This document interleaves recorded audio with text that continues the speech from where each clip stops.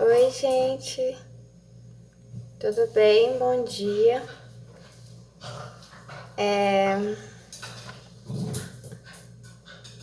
Eu não me aguentei de vontade de gravar, que Deus tá falando muito comigo agora.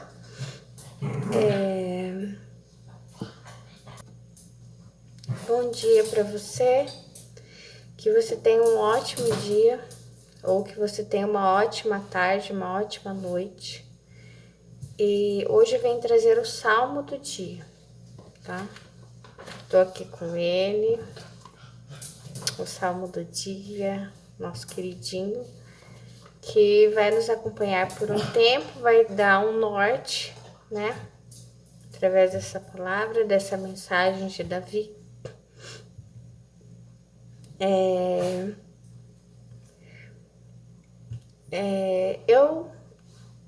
Eu acho que eu sou a única pessoa no mundo que não gosta de Davi, né? Não gosto de Davi, não de Davi, mas do rei Davi. Não gosto do rei que ele foi. Eu acho não, todos nós somos igual. Eu sou a Melissa, mas pode haver um título para mim, tipo a Rainha Melissa. Pode haver um você, sei lá, o João. E pode haver o Rei João. E pode ser que você, como o João, seja ótimo, maravilhoso. Que Deus te criou com grande capacidade para fazer uma grande obra de amor e de paz através de você. Mas, por causa dessa coroa que se assenta sobre a tua cabeça, o inferno te balança. É isso que eu tô vendo. O inferno te desestrutura, te empodera, te dá título, te dá poder sobre a terra. Então, outra coisa, o que Deus estava falando comigo agora, que eu tive que gravar, Deus me disse para praticar. Ele já tinha me dito antes, é que eu esqueci. O deslocamento.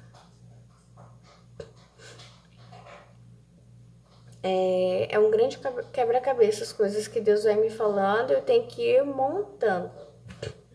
O que é praticar o deslocamento? Quando você vai olhar uma situação que você vai analisar, você precisa deslocar da sua pessoa. Você não pode olhar aquilo através de você. Por exemplo,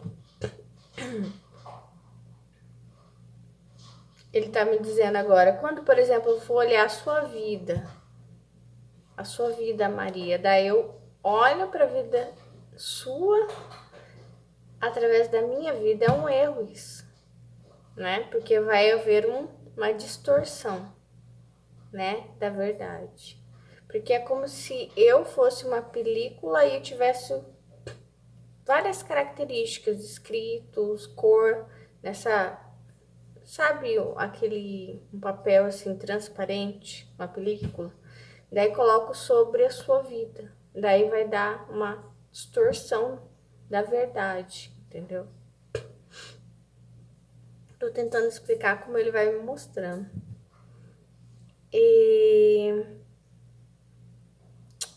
Então tem duas situações. Tem a situação, o olhar sobre a tua vida deslocada de quem eu sou, olhando de fora, isso ele já tinha me falado. E tem a visão do Pai sobre você. Então tem o olhar daquilo que é agora, do modo como a sua vida está, e tem um olhar de como Deus quer e acredita, não é acredita, é real isso, porque Ele preparou você para isso. Então tem a visão daquilo que verdadeiramente é, não daquilo que está apenas, porque o estar ele é provisório, né? É que Deus está me falando, você perdeu a batalha, mas não perdeu a guerra. Você já ganhou essa guerra, você só perdeu essa batalha.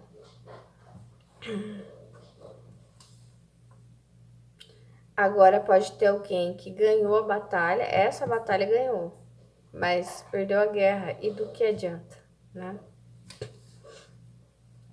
É o que ele está me dizendo, por exemplo, Jesus. Quantas batalhas ele perdeu? Ai, Jesus não perdeu nenhuma. Perdeu, sim. Ele foi expulso da cidade onde ele fez um milagre. Ele salvou aquele homem dos demônios. Ele foi expulso da cidade. Ele perdeu aquela batalha. Ele perdeu aquelas pessoas, né? As pessoas não quiseram ele ali. Mas ele venceu a guerra.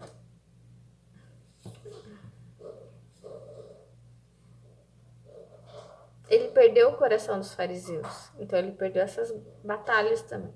Mas ele ganhou a guerra. Então é sobre isso. Mas é mais profundo ainda. É mais profundo ainda. É que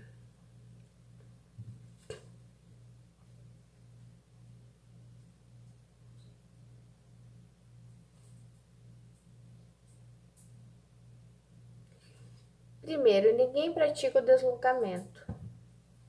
Todo mundo vê e interpreta as coisas a partir daqui, ó. Então é difícil comunicar algo que você nunca fez isso, não sabe o que é o deslocamento. E a partir do momento que você começa a trabalhar o deslocamento, aí você não para mais. Porque conhecerás a verdade vos libertará. O deslocamento, ele te faz ter empatia das pessoas, entendeu? Você sai do seu lugar, só que você começa a fazer isso em relação a tudo, a natureza, os animais. Foi isso, por exemplo, que me fez ser vegetariana. Foi isso que começou a trazer vários movimentos para minha vida, foi praticar esse deslocamento. Não analisar as coisas a partir daqui, mas sair de mim. E foi assim que eu comecei a entender melhor Davi, Salomão, Jesus, né? Por que que, por exemplo, antes de começar o salmo, eu gosto de dar essa introdução, vai ficar um pouco longo, mas tudo bem. Eu comecei a ver as coisas que me foram passadas, que me foram contadas de uma forma diferente por praticar esse deslocamento.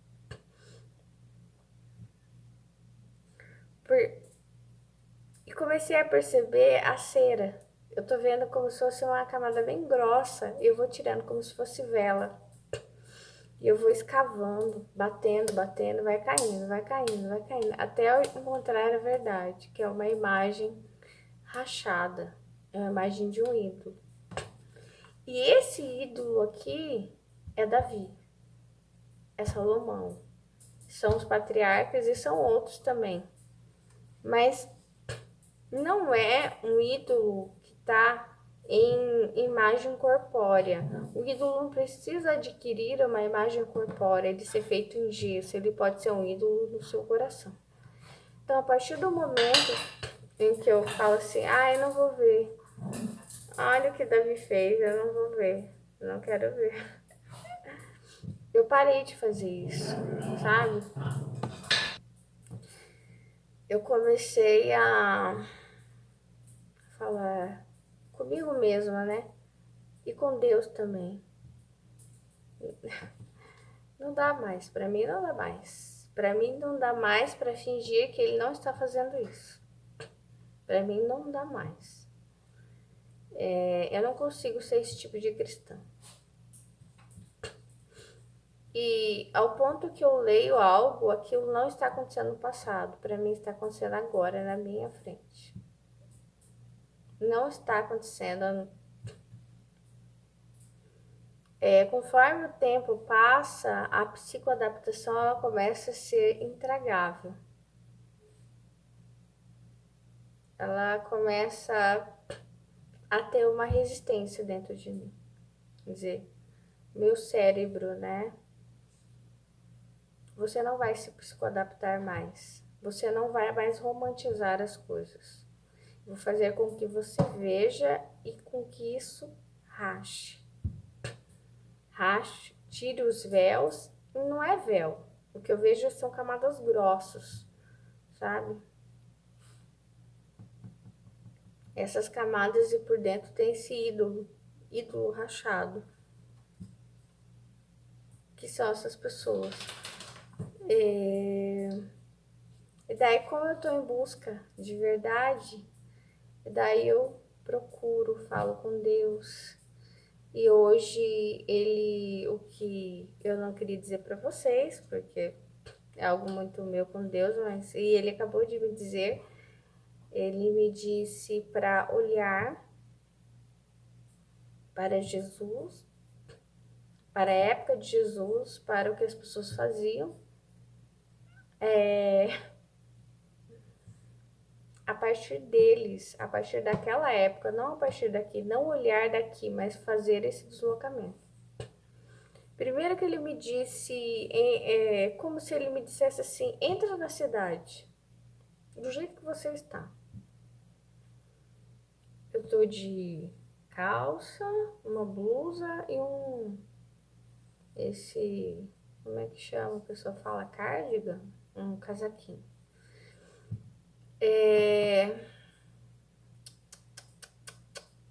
Muito estranho.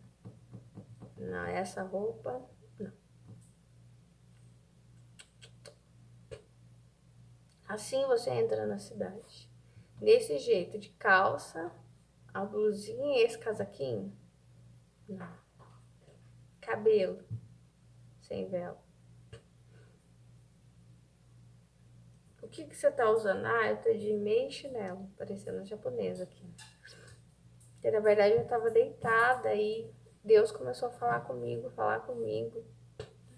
Daí, colocou no meu coração de vir fazer aqui o salmo.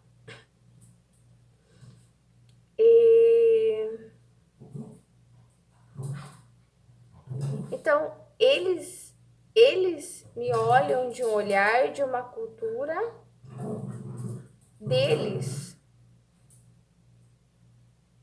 que não é a minha, que é deslocada da minha, só que para que eu os entenda, eu preciso me deslocar do Brasil.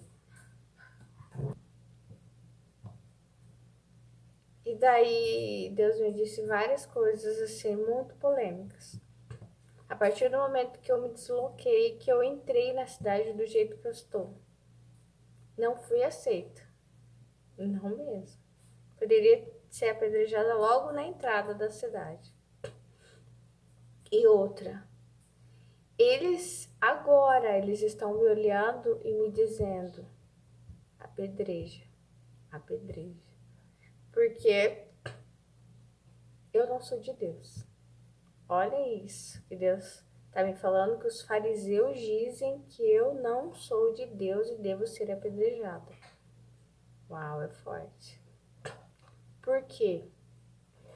Aqui, eu, do Brasil, em 2024, se entrasse lá na cidade, apedrejar.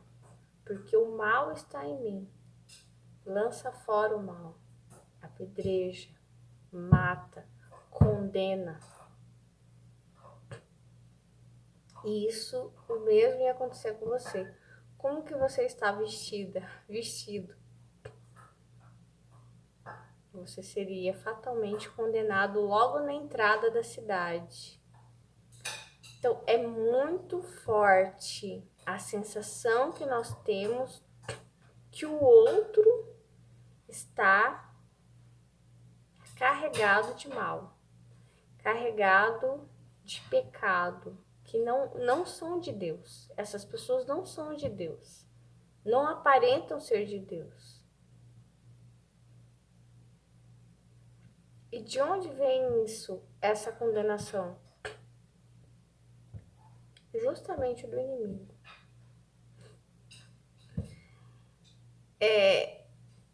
Não só naquela época, hoje também nós temos essa ilusão de que existe uma aparência de Deus. Não existe. Não existe. O mal, ele é transparente como água. Mais transparente que a água. Porque, olha, tá vendo que dá pra ver o limite? O mal não dá pra ver o limite. Você pensa que pode ver que alguém está com mal dentro? Pode estar sentado no banco do lado da igreja, profetizando. Você não sabe. Ele é transparente.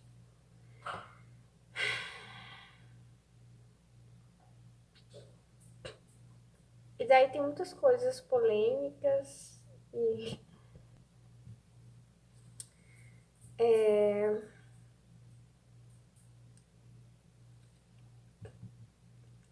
eu já tenho brigado bastante tempo no meu coração com a palavra Jesus, que essa palavra também é brasileira em português, né? E tem tentado quanto mais falar Yeshua, que é o nome dele, né? Que é o nome real dele. Né? Poderia inventar um outro nome para mim que não Melissa, né? Que eu ia achar muito estranho. Enfim. E hoje Deus me disse que é algo muito polêmico. Ele disse Bíblia. Que nome é esse? E ele me lembrou da Torá, né? E ele me pediu para ver as coisas a partir deslocar daqui do Brasil para ver as coisas a partir de lá, da terra onde Jesus nasceu. Através da cultura deles. Ele me fez uma perguntinha agora na cozinha. Ele me perguntou se eu consumo azeite e vinho todos os dias. Porque os judeus consumiam com certeza em massa azeite e vinho todos os dias. Eu falei, não. Óleo de soja e água, né? Suco de uva também, muito difícil eu comprar.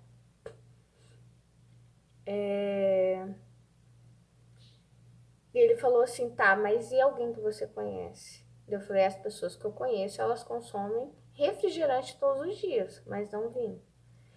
E principalmente as pessoas que são cristãs, principalmente cristãos evangélicos, eles não tomam vinho, porque é alcoólico.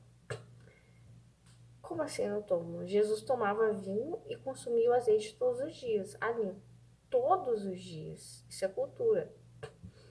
Ah, Jesus não tomava vinho. Tomava. O primeiro milagre foi vinho alcoólico. Tanto que, quando o segundo vinho chega, os convidados eles já estão embriagados. E daí ele me perguntou: tomar refrigerante não é pecado, mas tomar o vinho é, que Jesus tomava.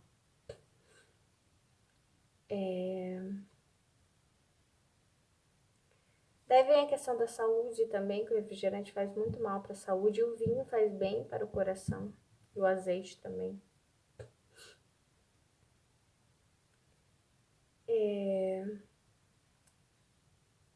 Outra coisa, não sei por que eu tô abrindo tudo isso para vocês. Não é por vocês. Perdoe assim, eu ser muito sincera. Não é por eu achar que vocês merecem que eu abra isso para vocês, né? Porque eu sequer conheço vocês. E vocês sequer me conhecem. Eu sei que vocês não me conhecem. Mesmo que vocês me conheçam, entende? Vocês não me conhecem. Então, assim, o merecimento é algo muito profundo.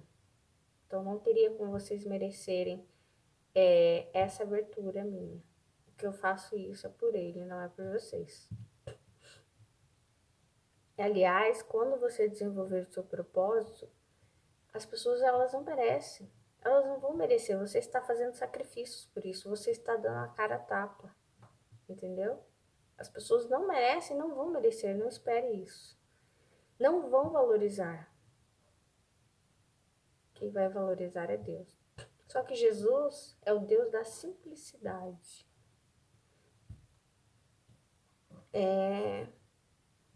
Eu queria colocar para vocês uma coisa que Deus me disse, que muitos não cristãos, eles estão seguindo Salomão e Davi como esse ídolo da fortuna e da riqueza, sabe? E não querem saber de Jesus, que Jesus é o Deus da simplicidade. Mas eles compram livros para saber tudo sobre Salomão, mesmo satanistas, para saber tudo sobre Salomão e sobre Davi. Que eles acabaram virando deuses da fortuna. Eles são usados assim. Jesus fez um grande movimento para que a gente se apegasse, desapegasse da riqueza, das fortunas, da aparência. Mas infelizmente, muitas igrejas elas teimam em instigar a aparência nas pessoas. Entendeu? Um dos fatos de Jesus ser odiado é justamente que ele lutava contra o poder, contra a corrupção e contra essas... É o que Deus me disse, leite talhado, sabe? Que ele fica com várias porções assim de gordura, outras porções que são soro.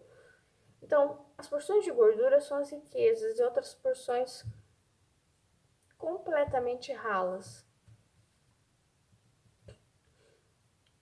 Então, assim, o que é a Bíblia? A Bíblia, esse nome, eu mesma, a partir de hoje, vou descartar. Para mim é Torá. O que existe é a Torá, que é o Velho Testamento.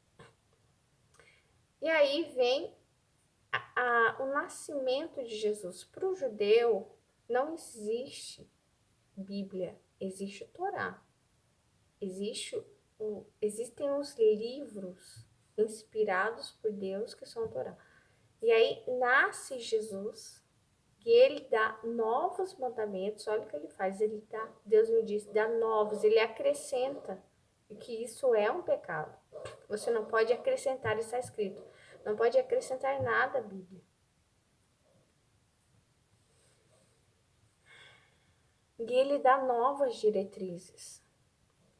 Para o judeu, culturalmente, a fortuna, a riqueza é uma expressão divina na vida de uma pessoa. E Jesus vem com a parábola do rico insensato, dizendo que a riqueza, a fortuna, é uma expressão satânica na pessoa. É um sinal de que ela foi egoísta a vida toda e acumulou. E isso Deus não vai perdoar, os acúmulos que essa pessoa fez. Enquanto poderia ajudar tantas pessoas, segurou. Segurou e acumulou, entendeu? Então Jesus ele vem trazer novas visões, o que não é permitido, porque encerrou ali no último livro do Velho Testamento, que agora eu não lembro qual é, acabou, encerrou, não tem mais o que se falar, não tem mais nada, acabou, não tem que acrescentar. Então ele vai acrescentando. A partir do primeiro evangelho é tudo acréscimo. É tudo acréscimo. Então por isso é que a gente só consegue entender a visão do judeu quando você se desloca para a cultura dele. Você entende que Jesus ele é um acréscimo à Bíblia ou à Torá, né? Considerando que a Torá é a Bíblia. Então Jesus ele é rejeitado, ele é pecaminoso. Jesus não tem pecado? Não, na nossa visão, na visão dos judeus, sim, ele tinha pecado. Porque ele era insubmisso. E várias coisas, né? Como ter acrescentado, não respeitou a lei do sábado, não respeitou a lei do apedrejamento, que é uma lei de Moisés, que é uma lei de Deus. Eu não acho que é uma lei de Deus. E se Jesus acha que a lei do sábado não é de Deus, eu também acho que não é de Deus. E ele acrescentou isso. Então, assim, a gente fala muito, né? Eu não, né? Escuto muito, não pode acrescentar nada à Bíblia. Jesus acrescentou muita coisa. Ele veio acrescentar muita coisa, ele veio elucidar muita coisa que estava errada.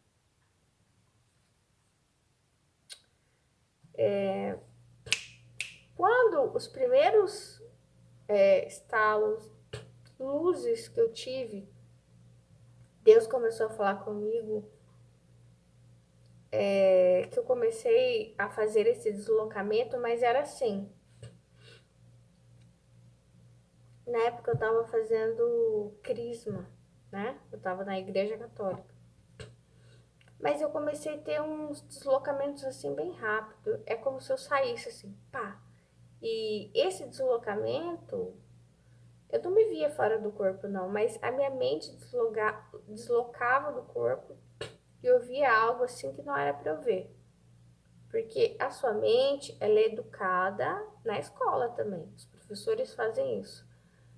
É como se fosse Deus tá me mostrando assim, faz o carinho, pá. Então, faz o carinho, pá. Sabe? E vai moldando isso, sabe? Para que ele fique como se fosse uma forma, entendeu? Vai mudando, vai dando um carinho, vai dando um tapa, vai dando um soco na cara, vai. Não dizendo que não é uma violência que você percebe, mas o mundo, ele faz isso com a gente. Ele, sabe? Ele, ele dá uma graça, dá um elogio, dá pra te moldar. Aí ficam todos iguaizinhos, todos quadradinhos. E simplesmente você é um robô. Você é um. Nem um robô. Você é uma cópia do que alguém planejou e com certeza não é Deus. Então eu comecei a ter esses estalos e a primeira coisa. Peraí, deu branco.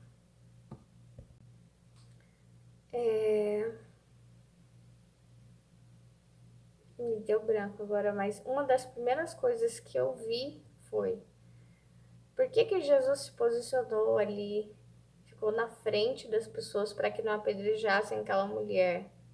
Se aquilo é bíblico, sabe? É bíblico. Se você é bíblico, você não pode impedir o cumprimento de algo que é bíblico. E Jesus, ele ficou ali na frente, tipo, passa por cima de mim, eu quero ver você apedrejar. Você entende que é uma mensagem subliminar? É uma mensagem que ele está dando? O que é, por exemplo, quando várias pessoas querem te atacar e vem alguém e fica na frente desse grupo? E, fala assim, e fica assim, na frente ali. O que isso quer dizer? Passa por cima de mim, que nela você não chega. Nela você não chega. Cara, é muito forte isso. É assim que Deus faz conosco. Quando pessoas hipócritas, entendeu? Estão te condenando. É assim que Jesus faz conosco. É bíblico, olha aqui, ó. É legal. Nós vamos condená-la. Ela tem que morrer. Ai, ai. Como algo que é bíblico não pode ser de Deus. É simples. Tudo que é cruel não provém de Deus. Tudo que é vingativo não provém de Deus, porque o pecado original se chama crueldade. Mais uma vez, eu vou falar para vocês repetir quantas vezes for necessário. O pecado original se chama crueldade. E essa crueldade, ela é tão transparente e ela é tão moldável que ela se acopla a qualquer pessoa, em qualquer lugar, em cima de um púlpito, dentro de um grande ministério. Ela se acopla naquele coração e ela faz e ela destrói. Faz e acontece. Faz e acontece silenciosamente. E as pessoas que têm esse pecado muito forte, elas, que Deus está me mostrando assim, gente, me perdoe, eu não vou conseguir fazer o Salmo 33, mas eu tinha que passar essa mensagem. Elas vão praticando e ficando boas nisso cada vez mais, a crueldade. Elas conseguem fazer isso só com os olhos, só com um sorriso. Pequenas palavras, elas conseguem destruir alguém. Elas exercitam isso como um músculo que você vai exercitando e vai crescendo, entendeu?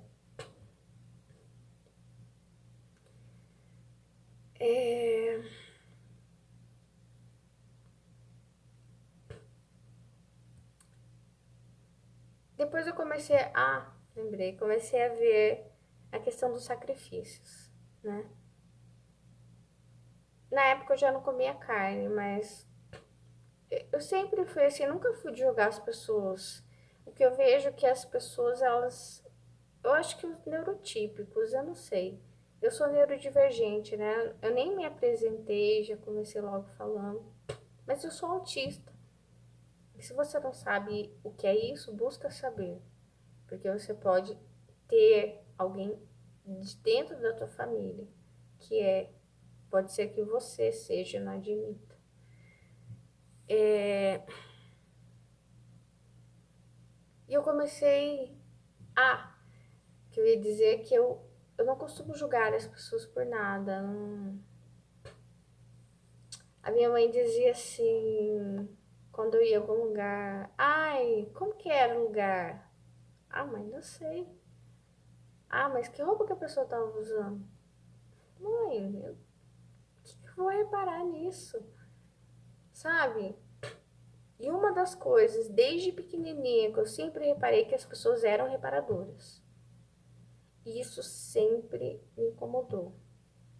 Porque pra mim isso era um defeito delas. E a minha vida inteira, quando eu fui crescendo,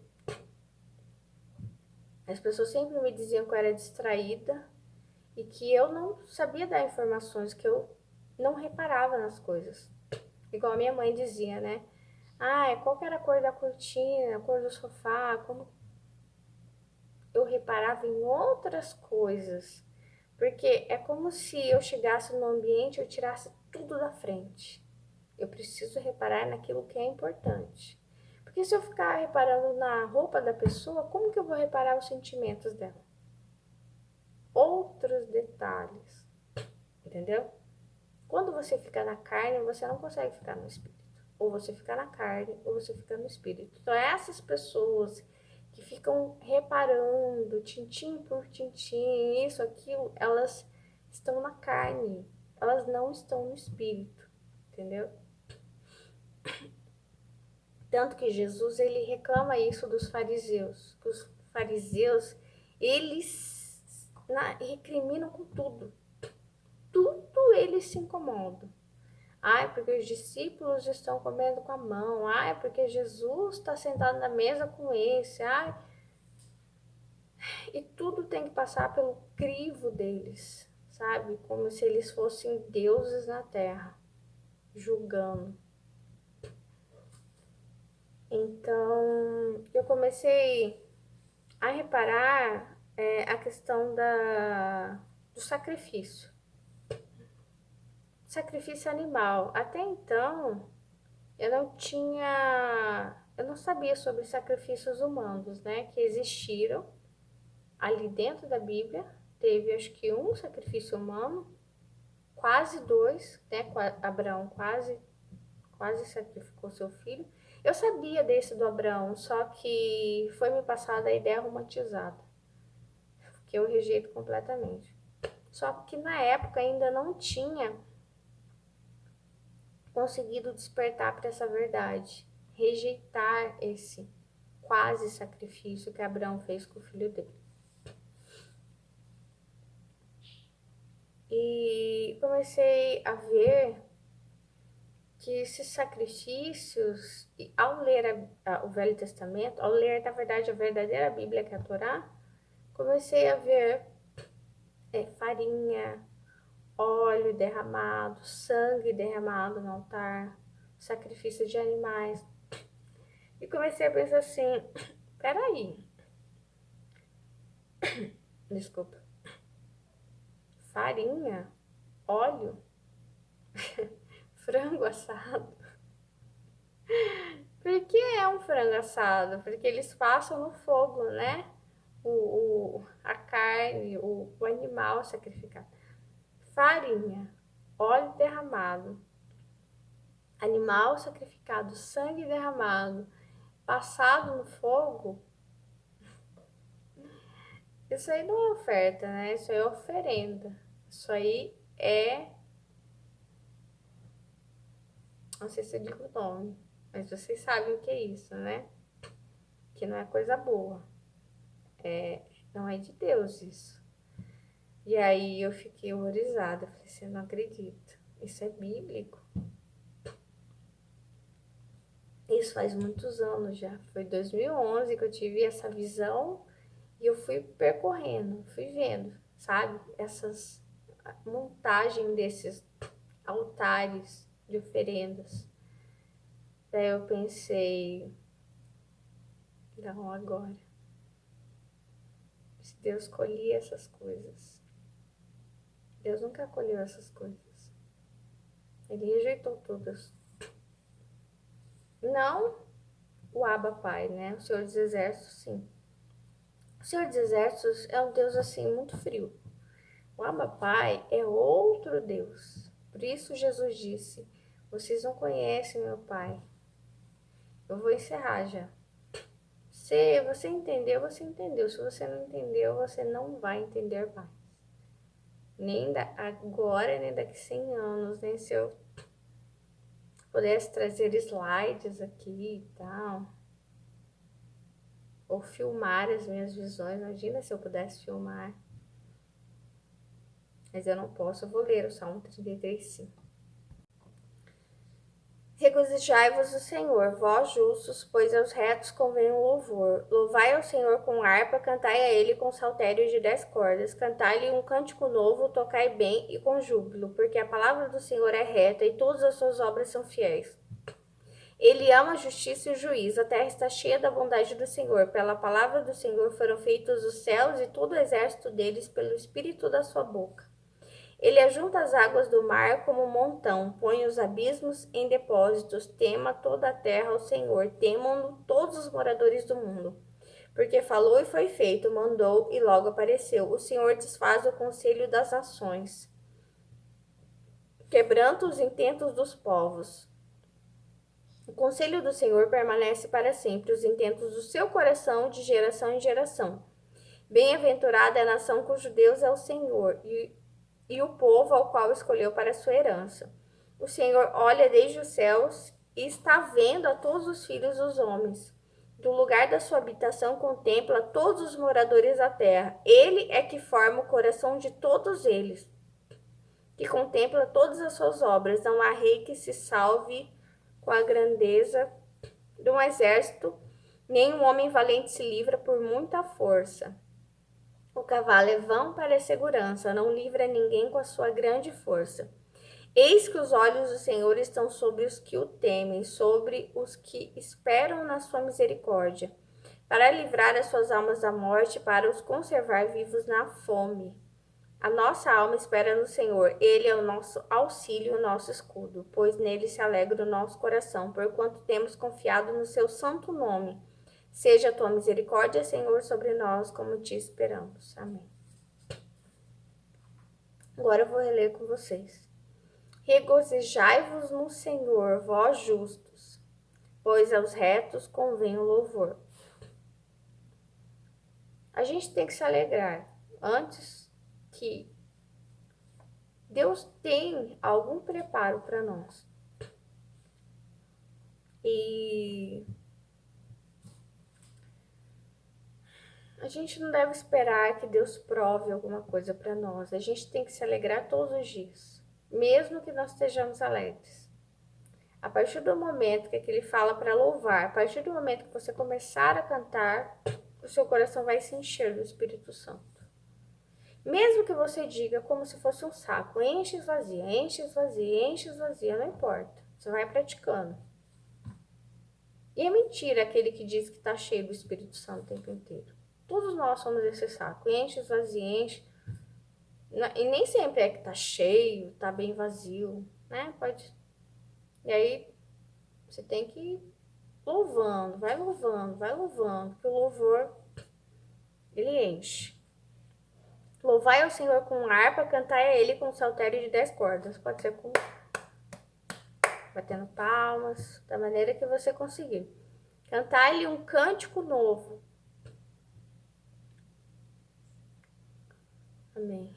Tocai bem e com júbilo, com alegria. Não tenha vergonha de Deus. Não tenha vergonha, tá?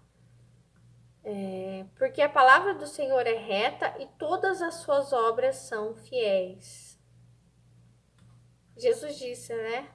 Não tenham vergonha de mim, porque eu vou falar de vocês pro meu Pai.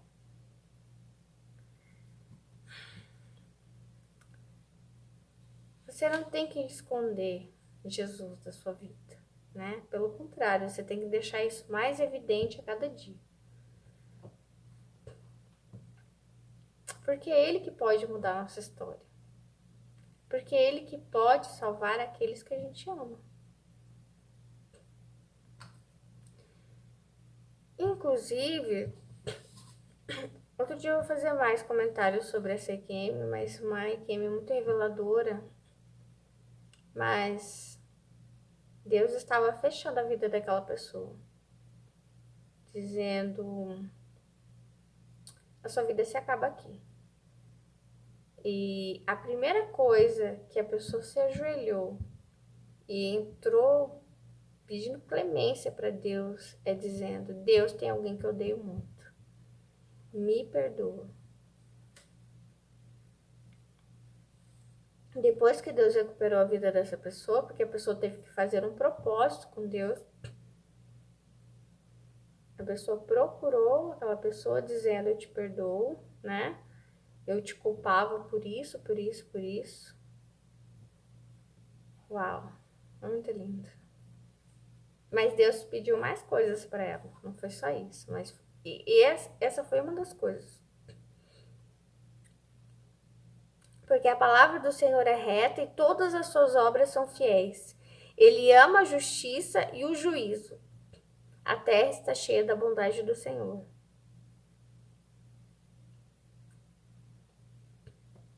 Aqui quando ele diz as suas obras são fiéis a quê? Ao caráter de Deus. Deus é amor, Deus é paz, né? Deus é saúde. Então, tudo isso, qualquer obra que venha trazer crueldade, como eu disse no início, eu tenho que reforçar, isso não é de Deus. Ele ama a justiça e o juízo. A terra está cheia da bondade do Senhor. Então, essa justiça tem a ver com essa bondade. E é a parábola da ovelha perdida.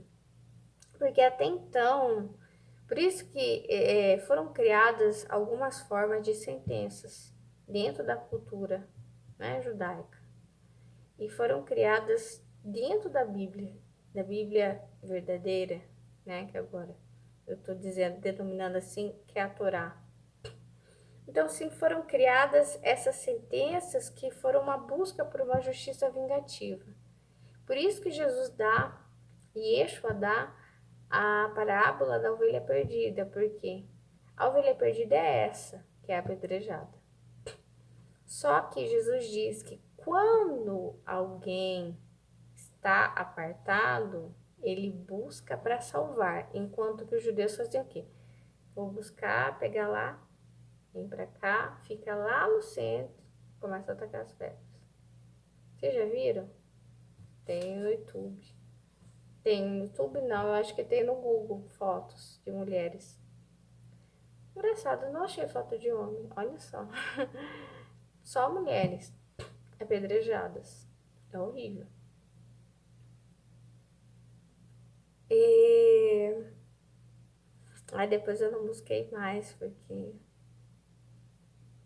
Só que foi uma confirmação, né? A sua busca é real e você precisa lutar por isso, para que as pessoas entendam o quanto Deus nunca quis isso, entendeu?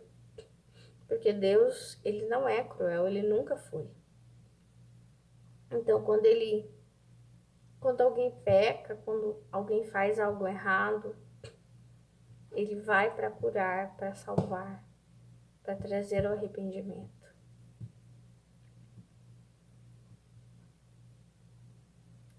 Eu assisti testemunho de outra mulher que uma das coisas que acontece em outra, eu já vi pelo menos em duas religiões não cristãs. Não é que não são cristãs, elas não são, assim, para mim não são cristãs, mas elas usam Jesus, tem Jesus lá dentro delas. E a mulher, ela viu no inferno também. São quartos de tortura. Então, esses lugares, espaços, não nem vou dizer quartos, espaços de tortura que eu vi em pelo menos duas religiões, que até tem Jesus, a imagem de Jesus dentro dessas religiões, e que também tem no inferno, que eles chamam de disciplina. Então, muitas vezes esses apedrejamentos, alguns métodos que eles usavam na época de Jesus, que não eram nada de Deus, eram métodos cruéis. Quando o homem desconfiava que a mulher era infiel, e havia um procedimento para saber se a mulher estava traindo, sabe como? Bebendo água amarga, que é água do mar. Daí, se ela passasse mal, significava que ela estava traindo o marido. Só que qualquer pessoa que tomar água do mar vai passar mal. Não tem como, vai passar mal. E faz mal. Porque o nível de sal é muito alto. E só que o homem ele não passava por esse teste de fidelidade. Aliás, ele não precisava ser fiel. Só a mulher. Enfim. Outro dia eu falo mais sobre isso porque mais pra frente, já quando tem a Igreja Católica já instituída, a mulher ela vai ser vista como fonte, não fonte do poder divino, mas sim a ser usada por Deus, entendeu? Fonte do poder divino, assim, ela ser usada por Deus só quando ela é virgem. E aí isso eu vi na história de uma pessoa que depois eu quero fazer um comentário da biografia dessa mulher. E enquanto que o homem, ele não precisava ser virgem para Deus usá-lo. Aliás, ele não precisava ser virgem para nada, para se casar para nada. Então, esse julgo desigual, entendeu? Aliás, esse é um dos motivos pelos quais Maria é vista como é trocada a palavra. A palavra é virgem no Novo Testamento, na verdade, não é virgem, é moça, é jovem. Alguém faz essa troca proposital. Então, quando ela concebe, ela não concebe virgem, ela concebe moça, ela é moça, ela é uma moça que concebe, não é uma virgem que concebe. Então, aliás, a nossa Bíblia tem várias distorções, tem várias trocas de palavras para induzir a gente ao erro, né? Pela palavra do Senhor foram feitos os céus e todo o exército deles pelo espírito da sua boca. Só que esse exército é do bem. É É o exército da mansidão, como Jesus falou da importância da mansidão, de não usar a espada. Naquela época de Jesus, Jesus já tinha a visão de hoje, que a paz, ela é fundamental. Naquela época, não. Paz era covardia. Paz era atributo de covarde preguiçoso.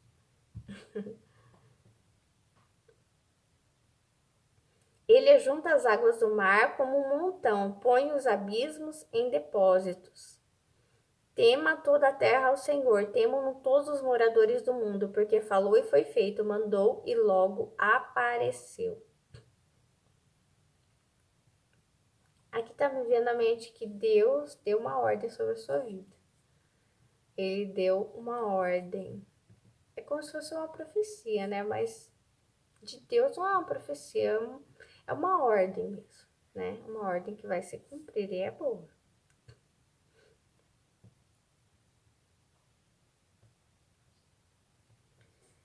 Amém. A gente não precisa se afligir porque Deus já deu ordem. O Senhor desfaz o conselho das nações, quebranta os intentos dos povos. Conselhos dados na carne. Na carne.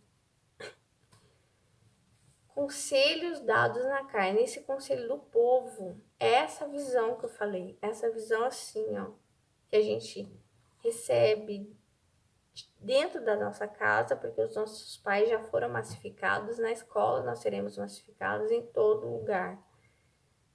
E a gente não consegue fazer esse deslocamento.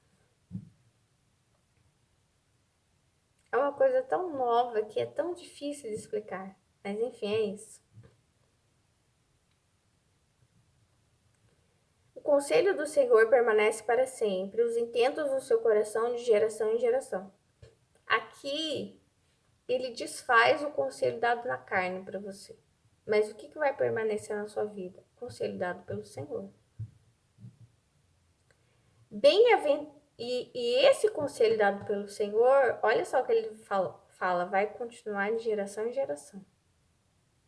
E ele assopra. Eu tô vendo a boca de Deus. Tá indo para longe o conselho dado na carne. Conselho dos povos. Conselho. Eu sei o que é melhor para sua vida.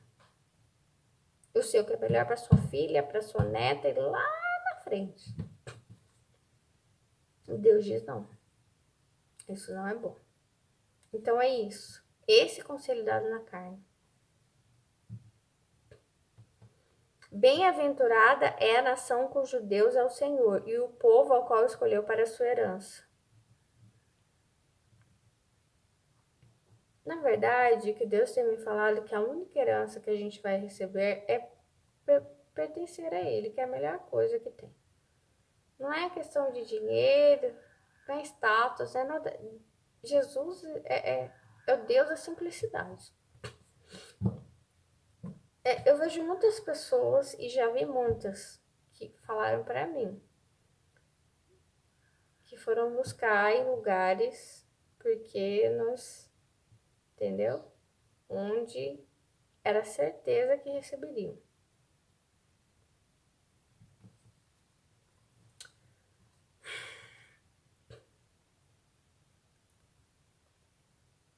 O Senhor olha desde os céus e está vendo a todos os filhos dos homens. Do lugar da sua habitação contempla todos os moradores da terra. Ele é que forma o coração de todos eles, que contempla todas as suas obras. Então Deus está olhando para tudo, mesmo aquilo que você esconde.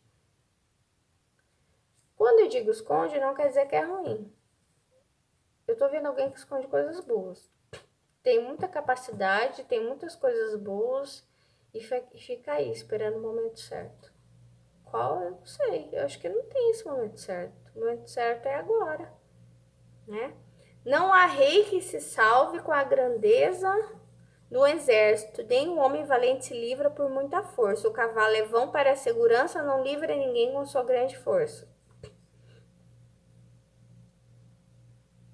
A nossa vida, a nossa história, as nossas vitórias. Isso que Deus que lhe deu ordem. Ele deu ordem. Ele dá ordem. Não é pela nossa força. Nós somos filhos. O que a gente faz pelo nosso filho, a gente faz com a nossa força, não com a força da criança. A criança não tem força para abrir uma porta, sabe? Para alcançar um lugar, uma coisa que quer.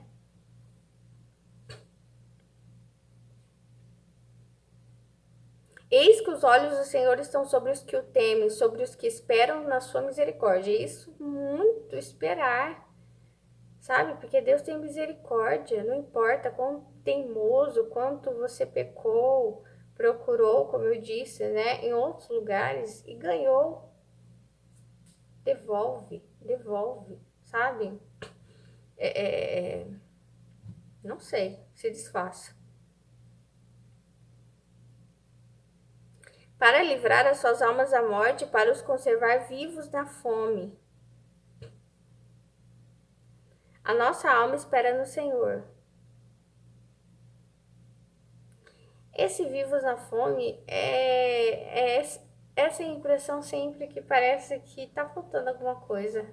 Eu sempre tenho essa impressão, quero mais, eu quero mais, quero mais, só que às vezes Deus diz, calma, você não vai entender tudo. Mas a gente sempre tá com fome. A nossa alma espera no Senhor, Ele é o nosso auxílio e o nosso escudo, pois nele se alegra o nosso coração, porquanto temos confiado no seu santo nome.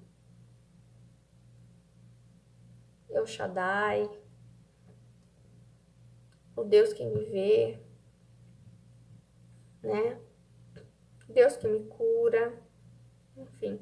Seja a tua misericórdia, Senhor, sobre nós, como em ti esperamos. Deus é misericórdia. O outro é crueldade, é sofrimento, é castigo. Mas Deus é misericórdia. Ele sempre está esperando nosso arrependimento.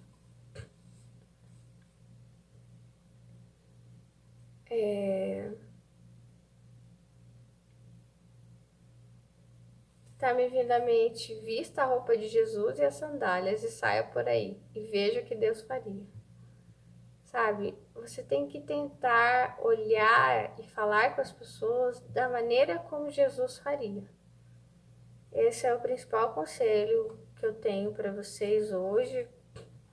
E confiar que Deus já deu ordem sobre, sabe? Sobre o que Ele quer na sua vida. É isso. Porque o que Ele tá me dizendo agora, Ele não vai fazer o que você quer. Então, esse cavalo, não adianta o seu cavalo ser forte, não adianta você ter um exército, não adianta quanta força você tiver.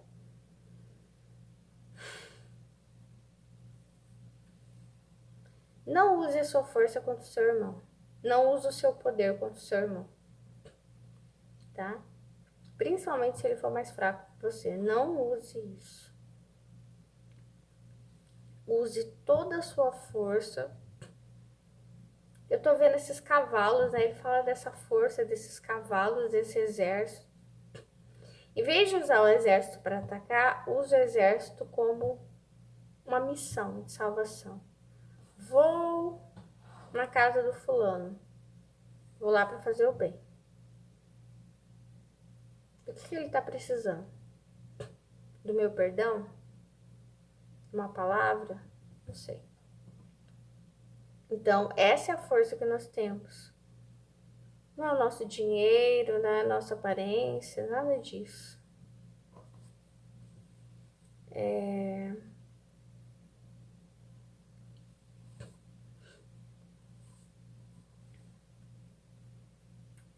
Eu sempre fico pensando, né? Tudo que a gente tem, a gente vai perder. Às vezes eu por muito tempo, ficava pensando e gostava de aprender, queria ler, aprender. Mas só que teve um momento de uma crise na minha vida que eu pensei assim, uma hora, e se tudo isso se apagar da minha mente? Quem sou eu? Quem sou eu se não sobrasse nada? Será que eu continuaria sendo a Melissa que ama Jesus? E eu vou me deslocando para descobrir uma verdade que eu preciso. Quer ver um movimento bem louco que eu ando fazendo?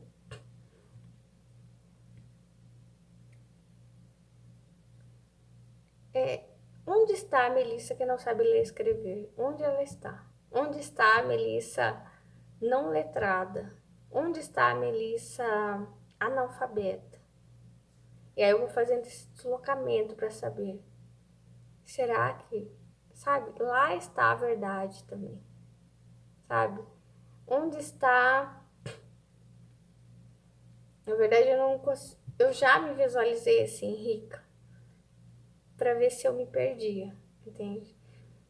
Mas na época que eu estava melhor financeiramente que hoje, eu me imaginava pobre, porque eu tinha que fazer esse deslocamento para saber. E era uma coisa que eu tinha com Deus. Quem era eu? Então, sabe, eu vou fazendo esses deslocamentos para encontrar a verdade. Porque não sei se você sabe, a natureza, ela é analfabeta. Os animais são analfabetos e quem mais era analfabeto? Os apóstolos, menos alguns, né? Como Paulo, era letrado. Acho que tinha mais outro que era letrado também. Acho que Judas também era letrado, né? Mas a maioria dos apóstolos eram analfabetos e quem mais? O principal ali era analfabeto. Jesus. Jesus não tinha estudos, inclusive tem uma parte em que os fariseus perguntam, né? Como que ele sabe isso se ele nunca teve estudos? Se ele nunca estudou? Ele, como uma criança, ele decorava as coisas, né? Ele ouvia, porque naquela época, como que os camponeses, né? Porque Jerusalém, o pessoal ali era muito pobre e não tinha livros ali. Não tinha livros ali, sabe? Naquela época, quem fazia os livros eram os copistas. Eram desenhados, letra por letra, eram letras desenhadas à mão, era uma produção artesanal. Então não chegava livro lá. Eram caríssimos, sabe? Só pessoa muito rica tinha acesso a livros. Então os eruditos, eles faziam, né, as torás, e o povo mesmo, o povão, eles passavam o conhecimento de geração em geração o quê? Oralmente. Então as histórias eram contadas, né? Então, assim, muitos trechos bíblicos eram decorados, falados para as crianças, né? Elas cresciam e decoravam esses textos. Eles ouviam nos templos os fariseus falando, né? E decoravam aquilo também. Enfim, isso tudo é para que você pratique a humildade, entendeu? E outra, eu pelo menos eu faço isso, eu procuro Deus em algumas coisas, né? E aí eu não encontro, eu começo a procurar, sabe? Fazer esses deslocamentos.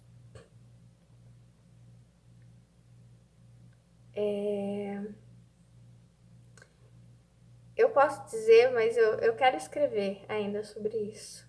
Eu já fiz alguns deslocamentos na minha história, né? Mas, por exemplo, eu busquei Deus no conhecimento, não achei. Eu busquei Deus, não vou dizer da riqueza, né? Mas eu já tive uma vida confortável, então não achei. Não achei Deus na pobreza também, posso dizer para vocês. E assim eu acho que eu sigo procurando. É isso. Que Deus abençoe o seu secreto com Deus, busque Deus, leia a Bíblia, leia os evangelhos. Eu acho os evangelhos mais importantes de tudo. Quando eu falei aqui que a Torá apenas é Bíblia, eu estou falando de um conceito judaico, entendeu? Mas para mim, o peso de tudo que Jesus faz e fala é determinante. É isso que a gente deve seguir. Em primeiro lugar, é o modelo. Tchau, até mais.